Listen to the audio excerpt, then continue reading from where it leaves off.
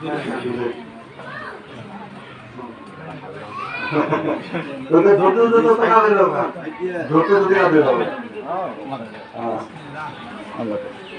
যে আমাদের নূর মোহাম্মদ ভাইকে দিল আমাদের সম্মানিত সভাপতি আলহাজ মাওলানা সৈয়দ আলী সাহেব।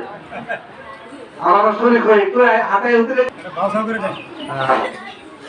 আমাদের সহসভাপতি আসেন।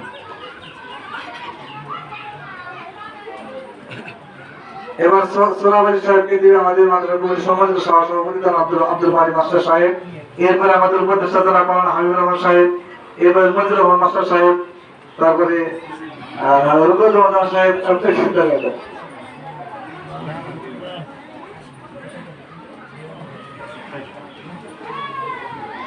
এরপর আমাদের শামসুল হক সাহেবকে দিয়ে আমাদের কমিটির সদস্য যারা জাহাঙ্গীর ভাই তাইকে আমাদের ছিল সব মিলে আমাদের একজন আশীর্বাদটাকে গ্রহণ করে দিবে।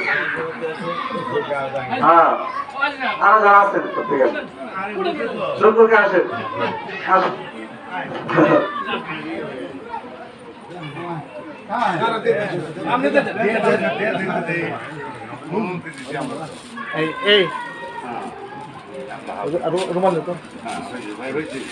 এই পর্যায়ে আমাদের যিনি যাদেরকে নিয়ে যাবেন হাদি অনেক অসুস্থ আছেন যারা রুকনুজ্জামান সাহেবকে, রুমাল ভাইদের আমাদের শুক্র চাচা, এরপরে চাচা, এরপরে জরুল ভাই সহ আমাদের যারা কমিটি আছেন তাদেরকে একদিনে দেয়।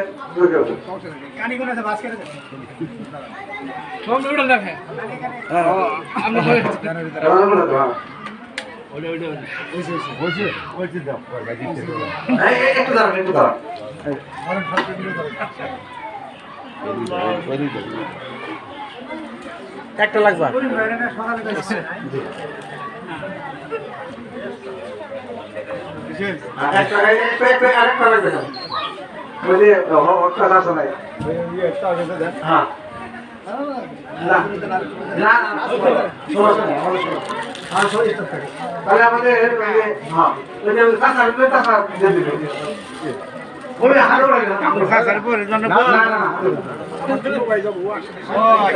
তাহলে আমাদের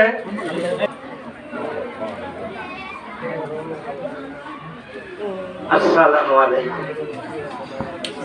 আলহামদুলিল্লাহি রাব্বিল আলামিন والصلاة والسلام على من كان نبيا لبيك لا شريك لك لبيك يعني শিকার করলেন না, তাহলে প্রথম লাভবাহিক, তারপর আল্লাহ লাভবাহিক, আবার দ্বিতীয়বার লাভবাহিক আল্লাহ শারীকা লাক লাভবাহিক।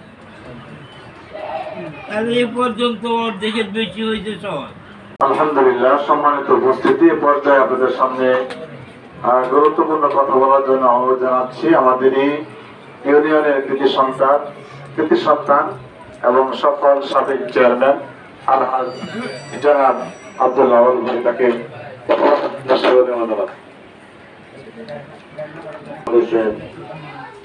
সম্মানিত সভাপতি, আমাদের শ্রদ্ধেয় মুরব্বী, অত্র এলাকা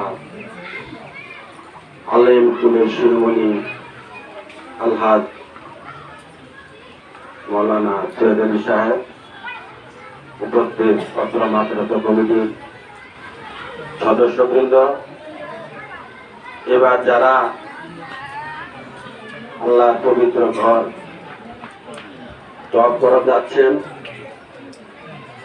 যারা, এবং বিগত দিনে যারা আল্লাহর ঘর তওয়াফ করে আসতেন, তাদের সবার প্রতি আমার সালাম, বা পড়েছেন তাদের প্রতি সালাম। আমি সবার কাছে সবিনয় অনুরোধ করব, আমার এহেন দায়িত্ব পালনকালে কথায় কাজে আচরণে যদি কেউ কোনো কষ্ট পাইয়ে থাকেন, তাহলে দয়া করে আল্লাহর হস্তে আমাকে মাফ করে দিবেন। আর আমরা হজ পালনের জন্য যাচ্ছি, আমার সমাজের নূর মোহাম্মদ ভাই যাচ্ছে, শামসুল ভাই আসছে, আমাদের ওই সুরাব সব দিয়ে আসছে। আমরা আগুর সকলের জন্য দোয়া করবেন, আল্লাহ যেন আমাদের এই নিয়ামতটা যথাযথ সঠিকভাবে পালন করতে পারি। তাদের জন্য দোয়া করলে আপনাদের কোনো কমতিও হবে না। তবে বিশেষ করে আরাফার ময়দানে দোয়া করলে সবচেয়ে বেশি কবুল হয়। ওখানে যায় সবার জন্যই দোয়া করবেন, এই বলে আমি আমার বক্তব্য শেষ করছি। আসসালামু আলাইকুম। দেখি কবর ঘরে আল্লাহ, তুমি কি অসুস্থ আল্লাহ, যারা কবর ঘরে তাদের কবর গুলোকে আপনি জান্নাতের টুকরা বেহেশতে বানান আল্লাহ। যারা অসুস্থ, বিশেষ করে আমার দুঃখ মরণ আপনি সুস্থ আল্লাহ, সবার আগে আসছে আল্লাহ।